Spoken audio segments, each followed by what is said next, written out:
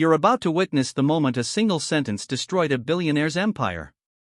A black waitress walked into a luxury restaurant just to do her job, and walked out a legend. This true story will leave you speechless, and it all started with just 5 words. The screen cuts to the glowing Brainfuel logo with powerful music. Welcome to Brainfuel, where real-life stories hit harder than Hollywood movies. This is where underdogs become legends, where courage overcomes power, and where the truth will shock you every single time. If you're ready for stories that fuel your mind and fire up your soul, you're in the right place. Hit subscribe, your brain's about to get the upgrade it deserves.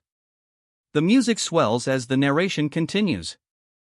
Let's dive into the unbelievable true story of how one waitress's response to a billionaire's abuse went viral and changed everything.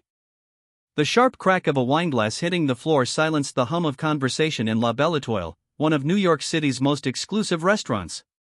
Every head turned toward the VIP booth where Daniel Kingsley, the infamous billionaire tech mogul, stood with his face twisted in fury. Alicia Carter, a 28-year-old waitress, froze before him, her hands trembling. A single drop of red wine had slipped from the bottle she was pouring and landed on Kingsley's $10,000 Tom Ford suit. Daniel Kingsley wasn't just rich, he was ruthless. The founder of Kingsley Tech, a billion-dollar AI empire, he was known equally for his genius mind and his explosive temper. His name struck fear into employees, competitors, and even politicians. And now, his full wrath was directed at Alicia. Alicia wasn't just a waitress, she was a fighter. Raised in Brooklyn by a single mother who worked 3 jobs, she had learned early that life wasn't fair. When her mom passed away from cancer 2 years ago, Alicia took custody of her 14-year-old brother Jamal, working double shifts just to keep him in school and off the streets. This job at La Belle Étoile was her lifeline, the tips alone paid Jamal's tuition. Kingsley had been in a foul mood all evening.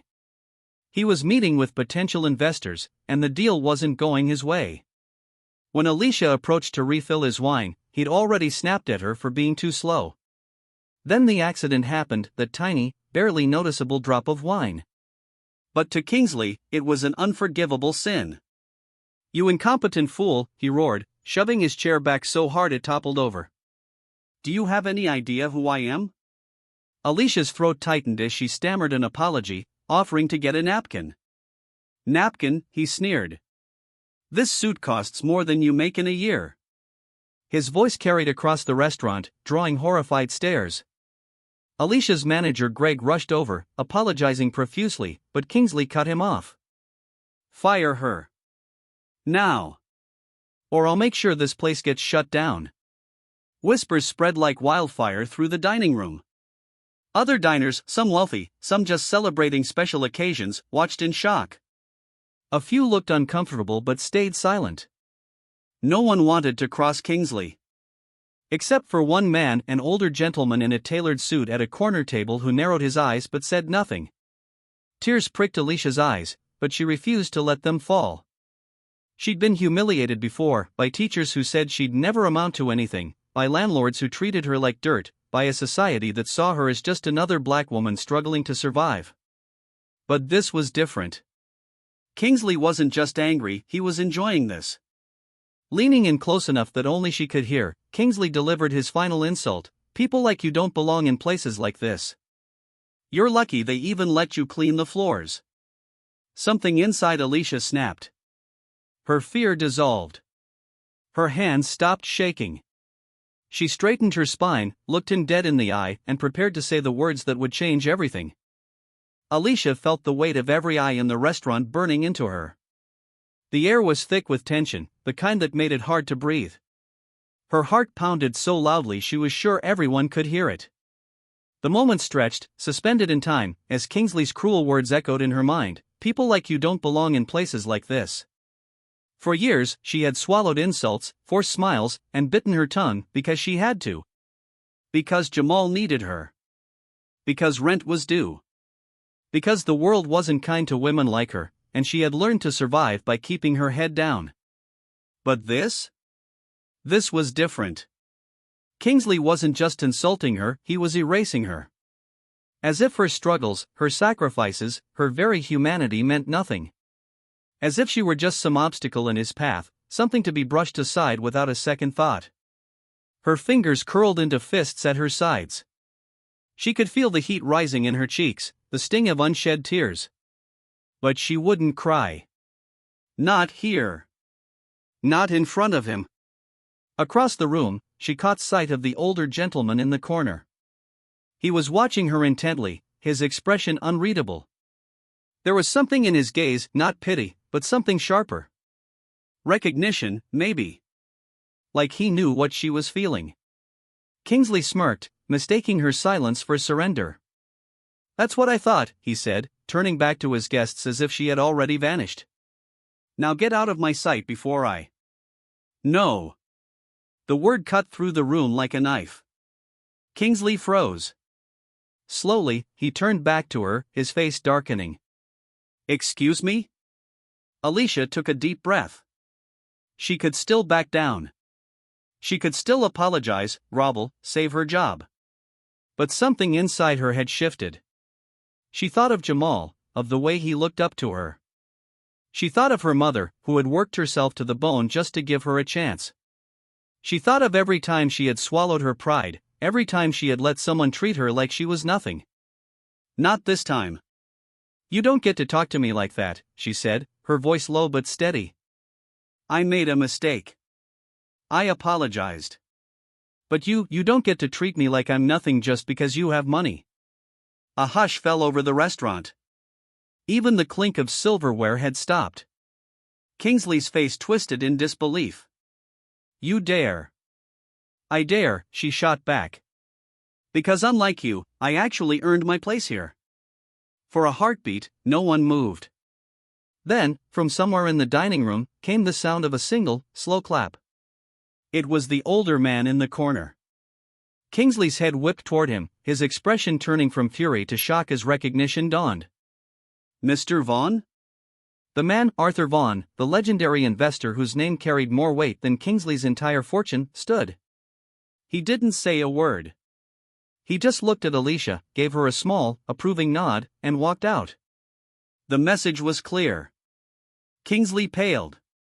His investors were already murmuring, their expressions shifting from amusement to discomfort. One of them stood abruptly. "I think we're done here." The billionaire's carefully constructed image was crumbling, and Alicia had been the one to start the avalanche. She didn't wait to see the rest. She turned on her heel and walked away, her heart still racing, her hands still shaking, but her head held high. She had no idea what would happen next. But for the first time in a long time, she felt free. Alicia's footsteps echoed through the stunned silence of the restaurant as she walked away from Kingsley's table. Her entire body trembled, not with fear now, but with adrenaline. She could feel dozens of eyes following her, some shocked, some admiring, all waiting to see what would happen next. Behind her, Kingsley's voice cut through the tension like shattered glass. "You think you can just walk away from me?" he snarled. "I'll ruin you. I'll make sure you never work in this city again." Alicia stopped. Her fingers curled around the wine bottle still in her hand. For a brief, wild moment, she imagined turning around and smashing it over his head. But no, that wasn't her. Violence wouldn't solve anything. Words, though, words could cut deeper than any knife. She turned slowly to face him. The entire restaurant seemed to hold its breath. Kingsley stood with his arms crossed, his designer suit now stained not just with wine but with his own sweat. His investors had all pushed back from the table, their expressions ranging from discomfort to outright disgust. The woman sitting closest to him, a high-powered executive Alicia recognized from Forbes magazine, was glaring at Kingsley like he was something she'd scraped off her shoe. "You're right," Alicia said, her voice calm but carrying through the silent room. "I can't walk away from you. Not until you hear this." She took a step forward. Then another.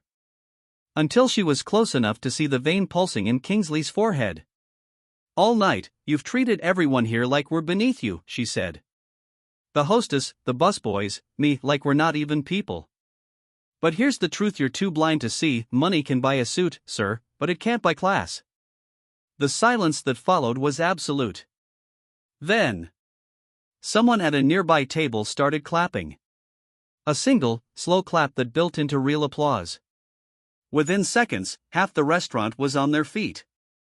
Even Kingsley's investors were nodding in agreement, one of them muttering, "She's got you there, Daniel." Kingsley's face turned an alarming shade of purple. "Do you know what you've just done?" he hissed, stepping so close she could smell the expensive scotch on his breath. "I could buy and sell this restaurant 100 times over." "I could." "You could what?" Alicia interrupted. "Throw your money around and make problems disappear? That's all you know how to do, isn't it? Because you've never had to fight for anything in your life." A camera flash went off, someone was filming. Kingsley's head snapped toward the light, his expression shifting from rage to panic. In today's world, a viral moment could destroy a reputation faster than any scandal. The restaurant manager, Greg, finally found his voice. "Mr. Kingsley, I think it's best if you leave." For one terrifying second, Alicia thought Kingsley might actually hit someone. His fists clenched, his whole body trembling with suppressed violence. Then, with a final glare that promised retribution, he grabbed his coat and stormed out, nearly knocking over a busboy on his way. The moment the door slammed behind him, the restaurant erupted. People crowded around Alicia, patting her on the back, offering their business cards. The Forbes executive pressed a $100 bill into her hand. "For your trouble," she said with a wink. But it was the older gentleman, Arthur Vaughn, who surprised her most. He hadn't left after all, but had been watching everything from the shadows. Now he approached, his sharp eyes assessing her with something like pride. "That took courage," he said simply. Alicia shrugged, suddenly exhausted. "I just got tired of being treated like I'm invisible." Vaughn nodded as if she'd said something profound. Then he reached into his pocket and handed her a crisp white card with nothing but a phone number on it. "Call me when you're ready," he said. "People with your kind of spine don't belong waiting tables." As he walked away, Alicia looked down at the card in her hand. Her fingers weren't shaking anymore. She had no way of knowing then that by morning, the video would have 1 million views. That hashtag Respect Alicia would be trending worldwide. That Daniel Kingsley's stock would drop 15% before the markets even opened. All she knew in that moment was that she'd stood up for herself and the world had stood with her. The glow of Alicia's phone screen illuminated her exhausted face as she sat curled on her worn couch, watching the view counter on the viral video climb higher with each refresh. What had started as a quiet night of restless tossing and turning had become something far more surreal.